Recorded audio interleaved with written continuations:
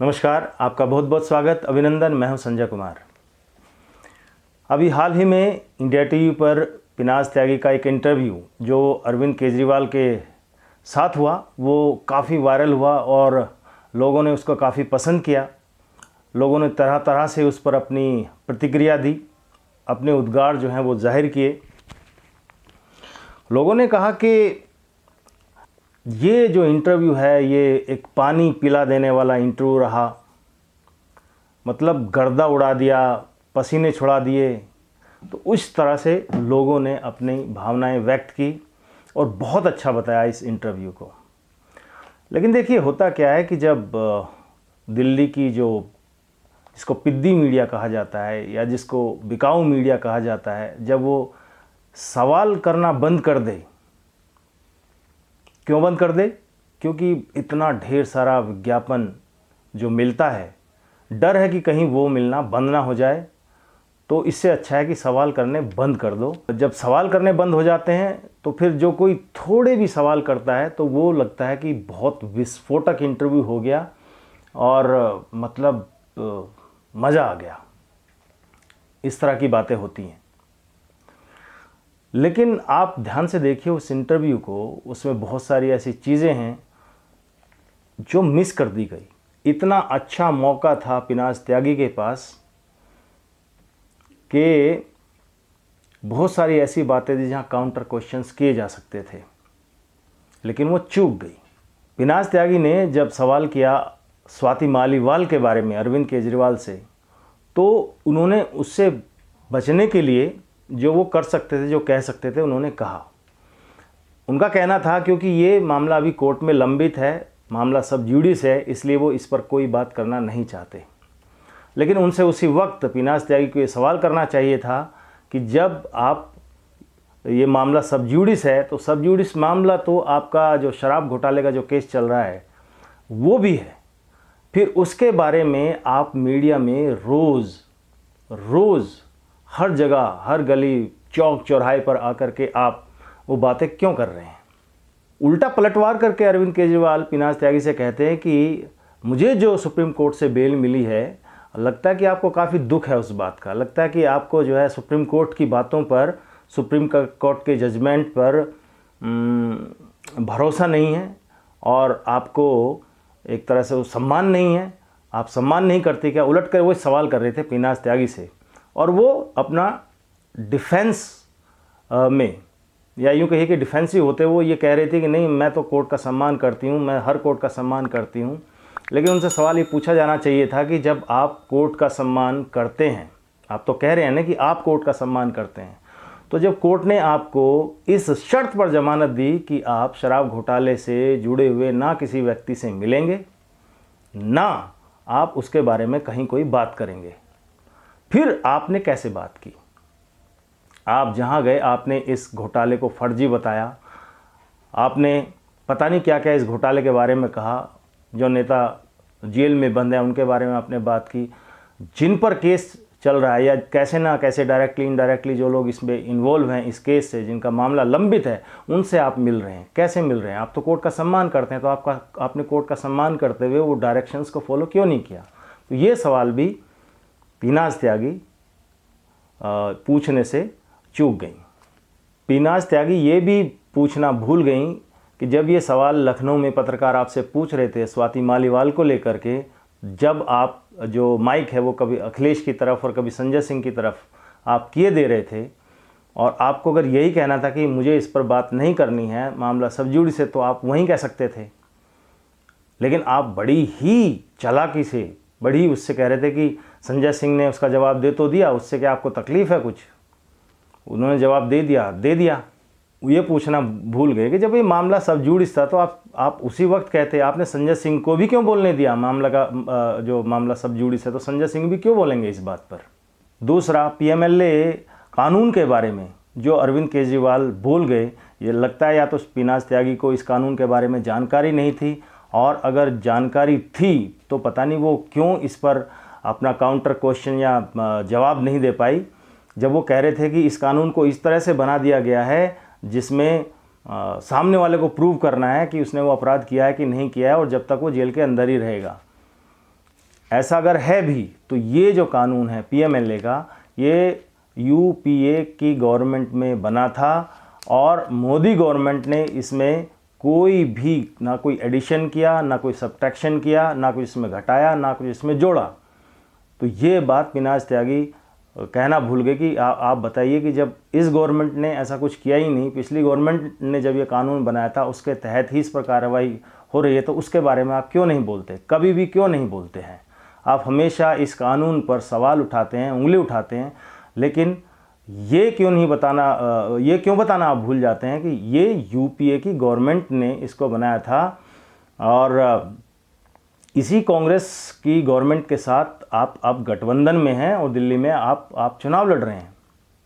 एक और बात, अभी हाल ही में इन्होंने एक वीडियो जारी किया जिसमें ये अपने बूढ़े माँ बाप को शीश महल से निकाल करके इतनी गर्मी में धूप में जो है बाहर निकाल करके ले जा रहे हैं और ये दिखाने के लिए ले जा रहे हैं कि दिल्ली पुलिस जो है पूछताछ के लिए मेरे इतने बूढ़े माँ बाप को बुला रही है।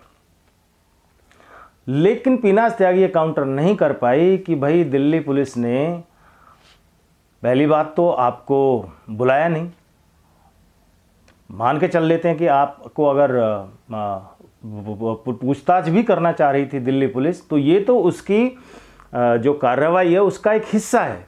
जहाँ कहीं भी कोई घटना, कोई ऐसी वारदात होगी जिसकी रिपोर्टिंग की जाएगी, तो वहाँ पर जो जो लोग भी मौजूद थे या जो जो भी पुलिस को लगता है कि मौजूद थे, तो उनसे पूछताछ कर सकती है।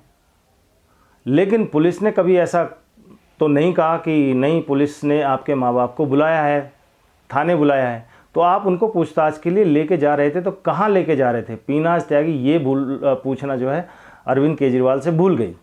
अगर पुलिस पूछताछ करने के लिए आ भी रही थी तो आराम से अंदर शीश महल से, जहाँ इतना महंगा हिसाब किताब है, सब कुछ फर्स्ट क्लास एसी वेसी लगे हुए हैं, तो वहाँ आराम से बैठ करके ठंड में सही एटमॉस्फेयर में बैठ के पूछताछ हो सकती थी। लेकिन आपने अरविंद केजरीवाल ने जिस तरह से इसको रिप्रेजेंट किया कि मोदी सरकार को जिस कलर में वो हमेशा रंगना चाहते हैं कि वो तानाशाह हैं और उस तरह से पुलिस को भेज करके तंग कर रहे हैं, ये इसमें एक तरह से वो पिनाज त्यागी ने काउंटर क्वेश्चन ना करके उस चीज़ पर मोहर लगा दी, उस चीज़ को एक तरह से बल दे दिया। अरविंद केजरीवाल इंटरव्यू में यहीं नहीं रुकते हैं, वो ये भी कहते हैं कि बताइए, इतना बड़ा घोटाला कह रहे हैं, इतना बड़ा घोटाला हो गया और 1 रुपया नहीं मिला, 150 से ज़्यादा रेड कर ली और 1 रुपया कहीं नहीं मिला, तो बताइए घोटाला कहाँ से हो गया? पिनाज त्यागी ये भी पूछना भूल गई कि आज के डिजिटल युग में जब इस तरह की रिश्वत का लेन देन कहीं किया जाता है, तो कोई बोरे में भर कर के नोट नहीं देता जिसको कहीं पर छिपा दिया जाए, दबा दिया जाए और उसकी रिकवरी हो जाए। और वैसे भी अरविंद केजरीवाल तो ऑफिसर रहे हैं इनकम टैक्स में, उनको तो अच्छे से मालूम होगा कि अगर ऐसा करेंगे तो क्या होगा और क्या नहीं होगा, तो किस तरह से बचाया जा सकता है, किस तरह से छिपाया जा सकता है, वो तो अच्छी तरह से जानते होंगे। लेकिन पिनाज त्यागी यहाँ पर फिर से चूक गई। उन्होंने ये नहीं पूछा कि जब कोई चोरी सिद्ध हो गई, कोई ये मालूम पड़ गया कि हाँ घोटाला हुआ है और ये कोर्ट ने भी माना है कि घोटाला हुआ है, इसी वजह से आपके नेताओं को जो है बेल नहीं मिल रही है। अब वो रिकवरी हो नहीं हो वो एक अलग मैटर है, लेकिन ये तो मालूम पड़ गया ना कि हाँ ये घोटाला हुआ है, इसमें रिश्वत ली गई है, तो आप कैसे कह सकते हैं इस बात को कि कोई घोटाला हुआ ही नहीं है? क्या सारी एजेंसीज झूठी हैं? क्या कोर्ट भी झूठा है जिस कोर्ट का आप सम्मान करने की बात कह रहे हैं? ये भी पूछना चाहिए था पिनाज त्यागी को। अरविंद केजरीवाल को जहाँ मौका मिलता है वो ये ज़रूर बताना नहीं भूलते कि उन्होंने दिल्ली का कितना विकास कर दिया है, वर्ल्ड क्लास इंफ्रास्ट्रक्चर डेवलप कर दिया है दिल्ली का। तो पत्रकारों को या पिनाज त्यागी को ये ज़रूर उनसे पूछना चाहिए था कि जब आपने इतना वर्ल्ड क्लास इंफ्रास्ट्रक्चर डेवलप कर दिया है, दिल्ली को इतना विकसित कर दिया है, तो आपके मंत्री अपनी आंखों का इलाज कराने बाहर क्यों जा रहे हैं? आपके एजुकेशन मिनिस्टर के बेटे जो हैं वो प्राइवेट स्कूल में क्यों पढ़ रहे हैं? ये सवाल जो है पिनाज त्यागी को ज़रूर पूछना चाहिए था, लेकिन वो यहाँ भी चूक कर गई। एक और सवाल जो जनता के मन में है, जनता पूछना चाहती है, लेकिन पता नहीं क्यों ना कोई मीडिया पूछता है, ना कोई मीडिया कर्मी पूछता है इस बात को कि साहब जब कोरोना काल में पब्लिक त्राहिमाम त्राहिमाम कर रही थी तो उस वक्त ये इतना ख़तरनाक आइडिया आपके दिमाग में आया कैसा कि आप शीश महल पे इतना भारी भरकम खर्चा कर सकें? क्या आपको पब्लिक की इतनी सी भी चिंता थी? होती तो आप ये काम ना करते। लेकिन ये पिनाज त्यागी ने पूछा ही नहीं। पिनाज त्यागी नहीं, कोई भी इस बात पर कभी सवाल नहीं करता कि इतने बुरे वक्त में, इतने बुरे दौर में, जब जान माल पे बनी हुई हो लोगों की, उस वक्त कोई नेता इस तरह से अपने लिए अपने शीश महल के बारे में सोच भी कैसे सकता है? और आपने तो करके दिखा दिया। यही नहीं, अरविंद केजरीवाल ये भी कहते हैं कि वो सुप्रीम कोर्ट से ये रिक्वेस्ट करेंगे कि वो ऐसी व्यवस्था करे कि सरकार वो जेल से ही चला सके, क्योंकि अगर ऐसा होगा तो फिर मोदी गवर्नमेंट की हिम्मत नहीं हो पाएगी कि किसी भी सीएम को वो अरेस्ट करवा सके। नहीं तो ऐसे ही लोग जो है अरेस्ट होते रहेंगे और तानाशाही इस देश में आ जाएगी।